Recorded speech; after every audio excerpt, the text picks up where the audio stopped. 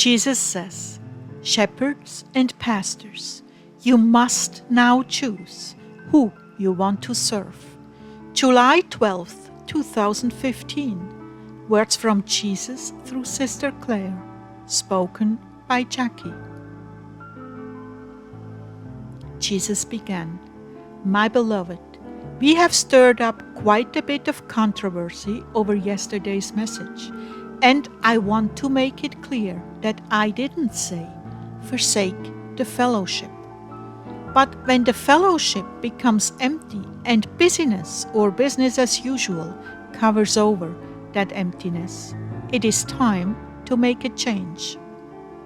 Many pastors don't want to risk change because they're afraid of losing people that like it the way it is. This is idolatry and bowing down to men.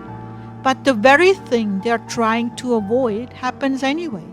The good people that long to go forward with me become disillusioned and leave. Those who are happy in their comfort zone stay, and the church slowly dies. This is what I'm addressing. When people are chosen for leadership in worship and teaching because they are popular or wealthy and respected, there is compromise.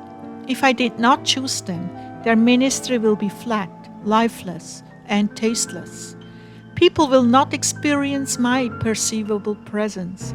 Hearts will not be opened or healed, and the precious communion with me will not happen in the service. The people will not grow by your teachings because what is taught is safe and without challenges. Don't you see? You cannot serve God and man. Haven't you seen enough decay and death to be willing to take the chance of following my leading?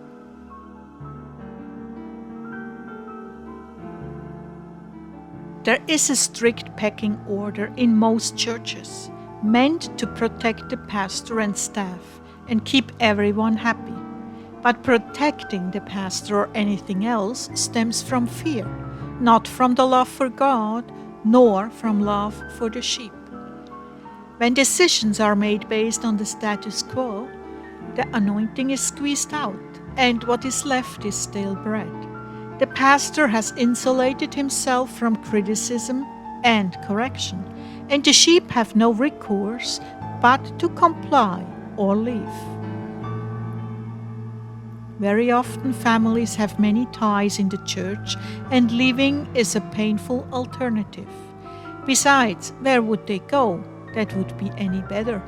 This is a plague in the body right now, and people die from the plague. My answer is that if you are a shepherd and you are not leading according to my counsel, you will be held accountable for the loss of souls. They may sit in the pews, but when they leave the church, they go right back to their sin, because there is no conviction and no interior fire.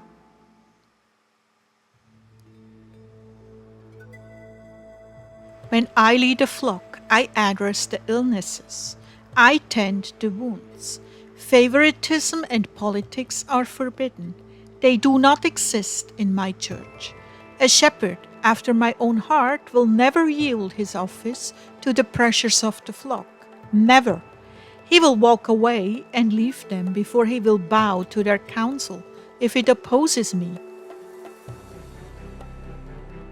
Shepherds, who are you listening to when you choose worship leaders, teachers, intercessors? Who are you empowering in growth to serve me? Where are the ministries that address troubled marriages, teens, and the elderly? Are you caring for all the sheep or just the ones with the thickest fleece? Are you watching what they feed on, or are they going toxic from attractive but poisonous plants?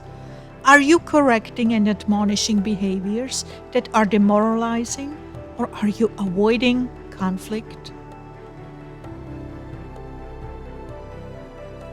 You see, the sheep see it all. They know where they can slip by you. They know your buttons, your avoidances, your preferences. They read you like a book. Many have transformed their churches into social clubs, where the elite from the world are the leaders in the church because everyone respects their worldly achievements. That means everyone but me. That's feeding them moldy hay. That's not fresh, vital green grass. Everyone confesses me, but deep down inside they're empty and languishing. They look healthy from the outside, but their internal organs are rotting. Must they wait for the judgment to find out why they are dead inside? Don't you know it's too late then?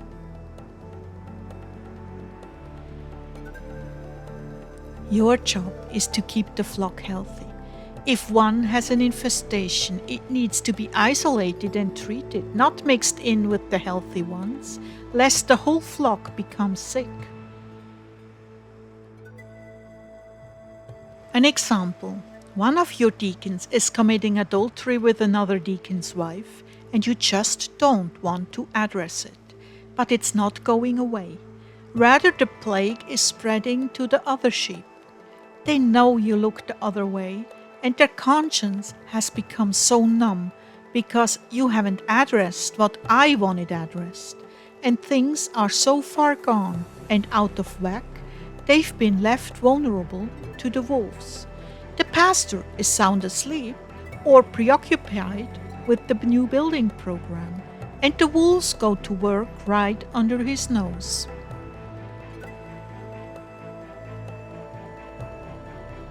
As an aside, family, I'm really struggling with this message. I really don't like giving messages like this, so I keep double checking to see if it is truly Jesus. And he just keeps saying, just keep writing.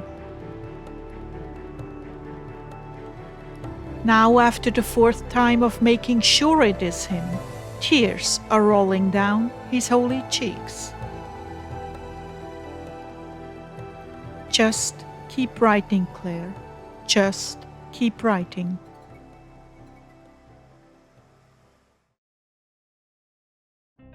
You see, you've chosen the worldly to lead. They will inevitably lead everyone right into the world. You've won the popularity contest, but you've lost the souls. You have your big sanctuary, but you also have trysts going on in the closets. Does this sound preposterous to you? Take your time. Take your eyes off the new furnishings for the sanctuary and check up on some of your people to see where they are, what they are doing. How many times have their spouses called to find out where they are? Do a walkabout. Do something out of the ordinary for your schedule and see what you find. I tell you, my churches have become social clubs. The ones that long for me and are anointed to lead men's hearts away from the world back into my heart are overlooked because their financial profile just doesn't measure up.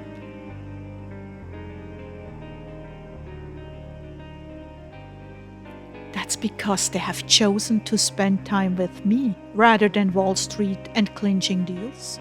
I have called some of these who are unqualified financially or even educationally because they have my anointing and in my eyes are qualified to lead. They will challenge the comfort zone and succeed. They may need adjusting and training up, but their hearts are right before me and they are docile. But as long as the worldly are in charge of ministries, they will produce worldly results.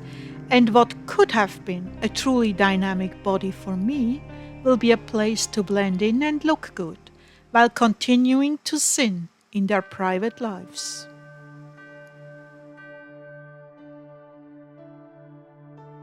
When I send you souls that have emerging gifts, do you cultivate them? Or push them back into a safe place where they can threaten others in ministry? Do you take time to work with them, or leave them on their own and encourage them to find ministry outside the church? When a worship leader who clearly has a problem with jealousy and territorialism comes to you and downgrades someone else who has talent, do you correct them or pander to them? Do you cultivate emerging prophetic gifts and bring them into the opportunities and positions I've called them to? Or do you discourage them and make excuses for why they can't have ministries in the church?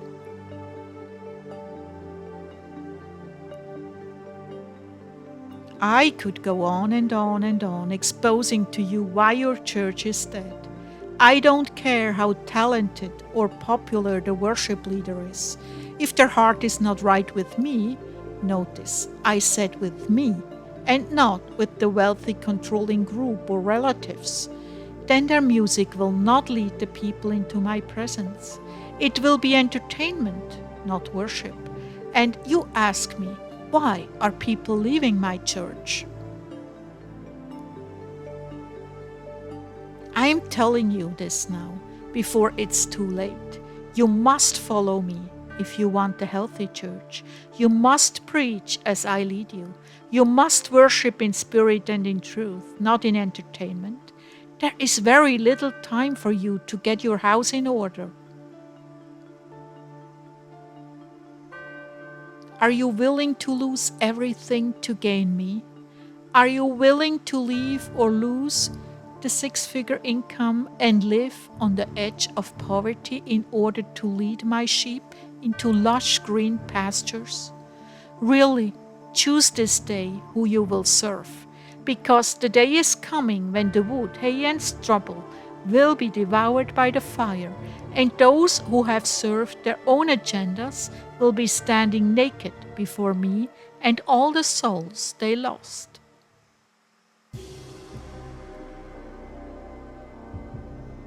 Really, I'm calling you to upset the apple cart. Let them all fall to the ground and examine each one carefully before putting it back in. Remove the rotten apples, the ones who are constantly protecting their territory, manipulating and pushing for more influence, gathering others to their side, making their clout felt, and causing division. You know who they are. They are the ones who cause you to cringe when you answer the phone. They are the ones with their own agenda, and if you don't comply, it will cost you.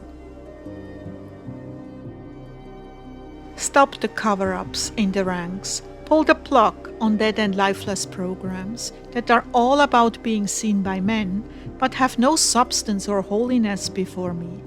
Tend to the lame, the hurting, and those pushed aside because their anointing is threatening.